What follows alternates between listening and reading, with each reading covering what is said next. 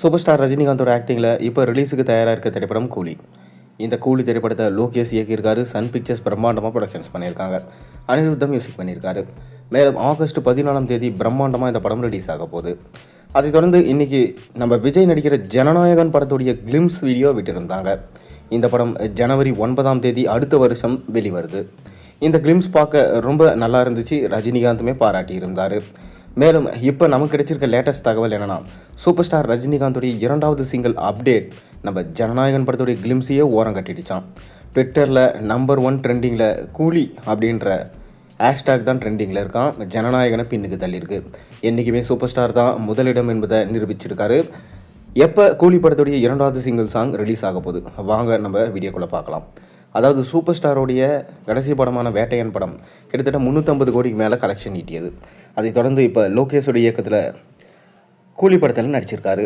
இந்த கூலி படம் ஆகஸ்ட் 14 ரிலீஸ் ஆகுது. லோகேஷ் கடைசியாக நம்ம விஜயை வச்சு லியோ படம் எடுத்திருந்தார்.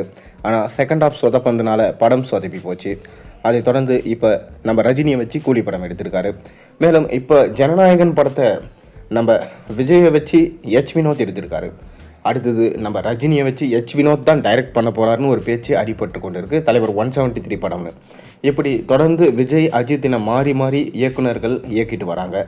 இதனால் 2 படத்துக்கான ஒற்றுமை என்னென்னா, ரஜினியோடைய ஃபேன் தான் விஜய் அப்படின்றதும், விஜயை ரஜினிக்கு பிடிக்கும் என்றதும் இதன் மூலமாக நமக்கு தெரிய வந்திருக்கு. 2 பேருக்குள்ளேயும் எந்த சண்டையும் கிடையாது. ஒருவேளை அரசியல் ரீதியாக விஜய்க்கு ரஜினி தான் சப்போர்ட் பண்ணுறாரோ அப்படின்ற ஒரு பேச்சும் இருந்திருக்கு. மேலும் கூலி படத்துடைய முதல் சிங்கிள் சாங் விட்டுருந்தாங்க, சிட்டுக்கு வைப். இது உண்மையிலே வைப்பை கிளப்பி இருந்துச்சு. அதைத் தொடர்ந்து இந்த படத்துடைய 2வது சிங்கிள் சாங் குறித்து ஒரு சின்ன அப்டேட்டை அனிருத் தந்திருந்தார். அதாவது ஒரு விண்டேஜ் சாங் தான் இந்த படத்தில் அவர் கம்போஸ் பண்ணியிருக்காராம்.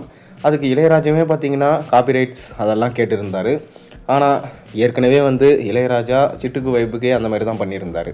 அதனால் இந்த பிரச்சனை ஒரு பக்கம் இருக்குது. இன்னொரு பக்கம் ஒரு விண்டேஜ் சாங் தான் ரஜினிக்காக போட்டிருக்கிறதா அனிருத் சொன்னார். இந்த பாட்டில் தான் பூஜா ஹெக்டேவும் நடனம் ஆடி இருக்காங்களாம்.